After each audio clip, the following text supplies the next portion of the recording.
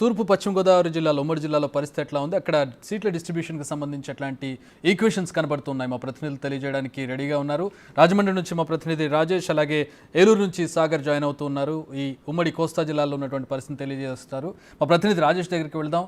రాజేష్, ఉమ్మడి తూర్పు గోదావరి పశ్చిమ గోదావరి రెండు కూడా ఒక గవర్నమెంట్ ఏర్పడడానికి రెండు కూడా చాలా దోహదపడతాయి. ఈ రెండు జిల్లాల్లో మ్యాక్సిమం సీట్లు గెలుచుకున్న వాళ్లే ప్రభుత్వాన్ని ఏర్పాటు చేస్తారనేది ఎప్పటి నుంచో మనం చూస్తున్నటువంటి పరిస్థితి. సో ఈ రెండు జిల్లాల్లో వైసీపీకి ఆశ ఉంది, అలాగే టీడీపీ జనసేనకు కూడా ఆశ ఉన్నటువంటి పరిస్థితి. జనసేనకి ప్రధానంగా ఈ రెండు జిల్లాల్లో గట్టి పట్టుందని, అక్కడ మాకు ఎక్కువ సీట్లు ఓట్లు వస్తాయని చెప్పి ఆశపడుతున్నటువంటి పరిస్థితి. టీడీపీకి ఎప్పటి నుంచో అక్కడ పట్టు కనపడుతుంది. వైసీపీ లాస్ట్ టైం ఏ విధమైనటువంటి పర్ఫార్మెన్స్ ఇచ్చిందో కూడా చూసాం. సో ఇప్పుడు కూటమికి సంబంధించి ప్రధానంగా టీడీపీ వర్సెస్ జనసేన ఉండే అవకాశం ఉంది ఈ రెండు జిల్లాల్లో కూడా. ఎక్కడెక్కడ ఏ విధంగా ఉంది తూర్పుగోదావరి జిల్లా, ఉమ్మడి జిల్లాలో ఏ నియోజకవర్గాల్లో పీఠముళ్ళు కనపడుతూ ఉన్నాయి, ఎక్కడ అసంతృప్తులు కనపడుతున్నారు టీడీపీ, జనసేన, అఫ్కోర్స్ ఈవెన్ బీజేపీకి కూడా? చక్రి, నువ్వు అన్నట్టుగానే ఇంచుమించుగా గోదావరి జిల్లాలు అంటేనే కాస్త రాజకీయ చైతన్యం ఎక్కువగా ఉన్న జిల్లాలే. ప్రతిసారి కూడా ఈ రెండు జిల్లాలు ఎక్కడైతే ఎవరికైతే మెజారిటీ ఇస్తాయో ఆ పార్టీ ఖచ్చితంగా రాష్ట్రంలో అధికారంలోకి వస్తుంది. అంటే సుమారుగా మనం 10 ఏళ్ళ వెనక్కి వెళ్తే కనుక 2014లో తూర్పుగోదావరి జిల్లాలో 15 స్థానాలు టీడీపీకి ఇచ్చి 4 వైసీపీకి ఇచ్చింది. దాంతో 2014లో ఇక్కడి నుంచి టీడీపీ గెలిచిన సీట్లు తీసుకుని 2014లో టీడీపీ అధికారంలో ఉంది. 2019కి వచ్చేసరికి సీన్ రివర్స్ అయింది. 15 సీట్లు వైసీపీకి ఇచ్చి 4 సీట్లు టీడీపీకి ఇచ్చారు. దాంతో మళ్ళీ వైసీపీ అధికారంలోకి వచ్చింది. ఇప్పుడు మళ్ళీ 2024 వచ్చింది. అంటే ఖచ్చితంగా మీరు చెప్పినట్లుగా గోదావరి జిల్లాల్లో రాజకీయ చైతన్యం ఎక్కువగా ఉంటుంది.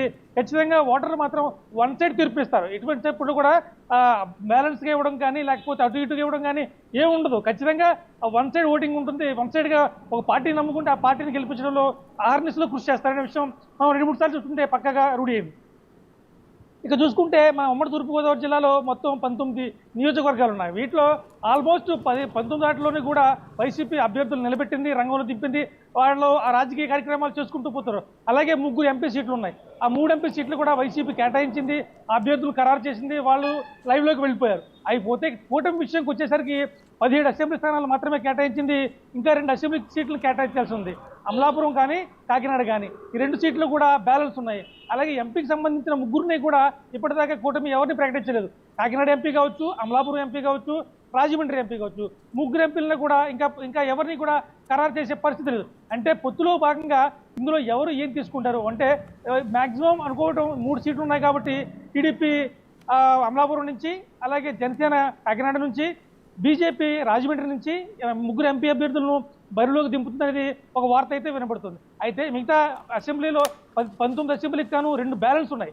ఆ బ్యాలెన్స్ ఉన్నటువంటి కాకినాడ సిటీ ప్లస్ అమలాపురం ఈ రెండింటినీ కూడా ఒకవేళ బీజేపీకి కానీ కేటాయిస్తారనేది ఒక వార్త అయితే వినబడుతుంది. అయితే అన్ని 2 సీట్లు తూర్పుగోదావరి జిల్లా నుంచి ఇవ్వకపోవచ్చు. ఆ 2 సీట్లు అమలాపురం సీట్ చూసుకుంటే ఇప్పటికే జనసేనదని ఒక వాదన అయితే వినబడుతుంది. అయితే టీడీపీ కూడా మాదంటూ కొనసాగుతున్నాయి. అక్కడ అమలాపురంలో సంబంధించి టీడీపీ జనసేన సమన్వయంతో ప్రస్తుతం లేవని చెప్పాలి. కూటమిలో ఉన్నప్పటికీ కూడా వాళ్ళందరూ కూడా సమన్వయంతో లేరు. ఎవరికి వాళ్ళుగా సీటు మాకు కావాలంటూ కూడా రోడ్లు ఎక్కుతున్నారు, ఆందోళన చేస్తున్నారు. సీటు మాదే అంటూ అధికారం వద్ద కావచ్చు, తమ నాయకుల వద్ద కావచ్చు మంతనాలు జరుపుతున్న పరిస్థితి ఉంది. అయితే కూటమి మాత్రం అక్కడ సీట్లు 2 సీట్లు అసెంబ్లీ సీట్లు అమలాపురం కావచ్చు, కాకినాడ సిటీ కావచ్చు ఈ 2 సీట్లు కూడా ఇంకా ఎవరికి కేటాయించలేదు.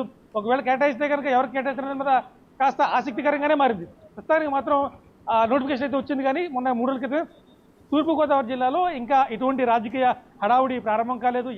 అభ్యర్థులు మాత్రం ఎక్కడెక్కడ ఇళ్లకే పరిమితమయ్యారు. ఇంకా సుమారుగా 50 రోజులు పైగా ఉన్న నేపథ్యంలో ఇంకా ఎవరు రోడ్లెక్కే పరిస్థితి.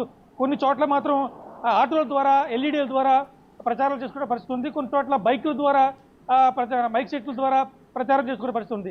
ఏది ఏమైనా కానీ టీడీపీ, జనసేన, బీజేపీ కూటమిలో 17 సీట్లు ఖరారయ్యాయి. 17 సీట్లలో ఇంచుమించుగా 7 సీట్లలో ఇంకా సమన్వయం రాలేదని చెప్పాలి.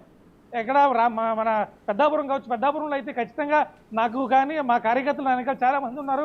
వారికి ఏ రకమైన హామీ ఇస్తారో చెప్పండి అని చెప్పి అక్కడి నుంచి జనసేన అభ్యర్థి తుమ్మల రామస్వామి ఆయన ఆందోళన వ్యక్తం చేస్తున్న పరిస్థితి ఉంది. అలాగే మండపేట నుంచి వేగుళ్ళ జోగేశ్వరరావుకు తెలుగుదేశం పార్టీ కూటమిలో భాగంగా తెలుగుదేశం పార్టీ అక్కడ సీటు తీసుకుంది.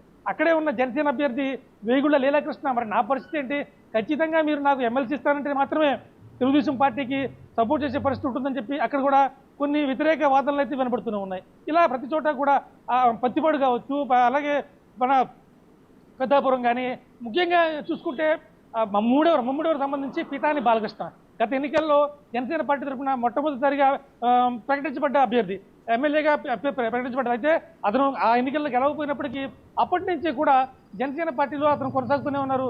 అతనికి పితాని బాలకృష్ణకు సీట్ ఇస్తారని నిమిషంలో, ఆఖరి నిమిషంలో పొత్తులో భాగంగా అక్కడ టీడీపీ అభ్యర్థి దాట్ల బుజ్జిరాజుకి సీటు కేటాయించిన పరిస్థితి ఉంది. ఈ నేపథ్యంలో అక్కడ పితాని బాలకృష్ణ కూడా అసంతృప్తితో ఉన్నారు. నా కార్యకర్తలకు ఏం చెప్పుకోవాలి, నేను నాకు ఏదైనా హామీ ఇస్తారా, అప్పుడు దాకా కూడా కొనసాగే ప్రసక్తి లేదని చెప్తారు. అసలు ఇప్పటి వరకు కూడా ఈ అభ్యర్థులు ఎవరు కూడా అసంతృప్తులను కలుపుకునే పరిస్థితి ఉండట్లేదు. ఖచ్చితంగా అసంతృప్తులందరూ కూడా కలుపుకుని వెళ్తామని చెప్పి పైకంటున్నా కానీ మాట వరుసగా అయితే మేము అసంతృప్తులు కలుపుకుంటూ ఇప్పుడు 3 పార్టీలు 3 ఎంపీ సీట్లను అని చెప్తున్నారు కానీ 3 ఎంపీ సీట్లను పంచుకుంటాయని చెప్పి ఒక వార్త వస్తూ ఉంది. ఎవరెవరు ఎక్కడెక్కడ దేని పంచుకుంటారు? ఖచ్చితంగా చక్రి అంటే భారతీయ జనతా పార్టీ గతంలో చూసుకుంటే రాజమండ్రి సిటీ నుంచి ఎమ్మెల్యే గెలిచింది, ఇక్కడ నెగ్గింది. అలాగే దాంతోపాటు ఇక్కడ సోమవీర్రాజు ఇక్కడ రాజమండ్రి సిటీ నుంచి గెలగానే మంచి హోల్డ్ ఉన్న వ్యక్తి.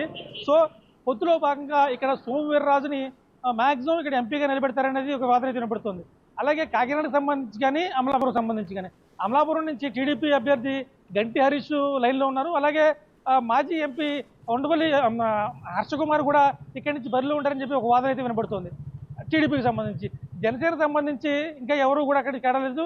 దాన్ని మాత్రం కాకినాడ ఎంపీ సంబంధించి జనసేన తీసుకుంటుంది, అంటే పొత్తులో భాగంగా వెళ్తుందని చెప్తారు. అంటే 3 సీట్లలో రాజమండ్రి నుంచి బీజేపీ, అమలాపురం నుంచి టీడీపీ, కాకినాడ నుంచి జనసేన, ఈ 3 ఎంపీలు కూడా తీసుకునే పరిస్థితి కనపడుతుంది. అయితే ఇప్పటిదాకా ప్రకటన అయితే కాలేదు. ఎవరు కూడా ఆ పార్టీల్లో అభ్యర్థి నేనే అంటూ ఎవరు తిరగలేదు. అలా కాకుండా మరి కాకినాడ మన వైసీపీ చూసుకుంటే రాజమండ్రి సిటీ నుంచి డాక్టర్ గూడూరు శ్రీనివాస్ ఆయన ఆల్రెడీ బరిలో ఉన్నారు, ప్రచారం చేసుకుంటూ పోతున్నారు. అమలాపురం సంబంధించి మామూలు మాజీ ఎమ్మెల్యే జనసేన ఎమ్మెల్యే రాపాక వరప్రసాద్ అక్కడి నుంచి తాను ఎంపీ క్యాండిడేట్గా అధిష్టానం నిర్ణయించింది. తను ఆ ప్రచారం చేసుకుంటూ ముందుకు వెళ్ళిపోతున్నారు. ఇక కాకినాడ చూసుకుంటే చలమలశెట్టి సునీల్ ఆయన్ని కూడా వైసీపీ అతను ఎంపీగా నిర్ణయించింది, అక్కడ చేసుకుంటూ వెళ్ళిపోతున్నారు. మొత్తమే చూసుకుంటే రాజకీయాలన్నీ కూడా రంజుగా ఉన్నాయి. మరో విషయం చెప్పుకోవాల్సిన విషయం ఏంటంటే చక్రి, ఇక్కడ పిఠాపురం నుంచి పవన్ కళ్యాణ్ పోటీ చేస్తున్నారు. దీంతో అసలు రాజకీయం మొత్తం వైసీపీ అగ్రశ్రేణి నాయకత్వం అంతా కూడా అటు కుప్పంలో చంద్రబాబు మీద ఎంత ధ్యాస పెడుతుందో తెలియదు కానీ పిఠాపురంలో మాత్రం పవన్ కళ్యాణ్ ని ఓడించే దశలో చాలా కాన్సన్ట్రేషన్ చేసిందని చెప్పాలి.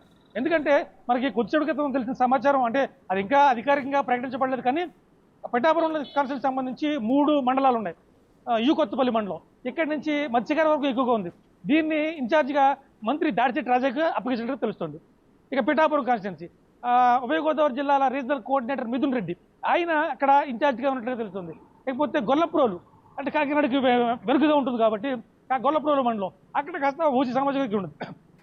దాన్ని మాజీ మంత్రి కురసాల కన్నబాబుకి అప్పగించడం. అంటే 3 మంత్రులు ఇంచుమించుగా వైసీపీ కేడర్లో ఉన్న 3 సీనియర్లు పిఠాపురం మీద దృష్టి పెట్టున్నారు. వీళ్ళు ముగ్గురు కాకుండా మళ్ళీ ముద్రగడ పద్మనాభం వీళ్ళందరి మీద కూడా సలహా ఇచ్చే విధంగా, ఆయన మానిటరింగ్ చేసే విధంగా కొనసాగుతారు. ఈ నలుగురు కాకుండా ఆర్థికపరమైన లావాదేవీలు ఏమైనా ఉంటే చూసుకోవాల్సిందిగా ద్వారంపూడి చంద్రశేఖర్ రెడ్డికి సమాచారం ఇచ్చారని, ఆ బాధ్యతలు ఆయనకు అప్పగించారని రకరకాల వార్తలు తెర మీదకి వస్తున్నాయి. ఈ రోజు వరకు చూసుకుంటే ఈ రోజు మాత్రం మనకి మధ్యాహ్నం 3 గంటలు కూడా ఈ అంశంపై మనం సుదీర్ఘంగా లైవ్ ఇచ్చాం. అయితే దీనికి సంబంధించి మాత్రం ఖచ్చితంగా ఆ పిఠాపురం కాన్స్టిట్యున్సీ మీద ఎట్టి పరిస్థితుల్లో కూడా వైసీపీ సర్వశక్తులు ఉడ్డెత్తున్న పరిస్థితి ఉంది. అట్ ద సేమ్ టైం ఈ రోజు పిఠాపురం కాన్స్టిట్యున్సీ నుంచి ఎంపీలు అలాగే ఎమ్మెల్యే సర్పంచులు పవన్ కళ్యాణ్ జగన్ గద్దె దింపి నేను అసెంబ్లీలోకి అడుగు పెడతానని చెప్పి ఆయన శపథం చేయడం కావచ్చు, ఆయన్ను గద్దె దింపాలని చెప్పి వైసీపీ సర్వశక్తులు ఒడ్డడం అనేది రాజకీయంగా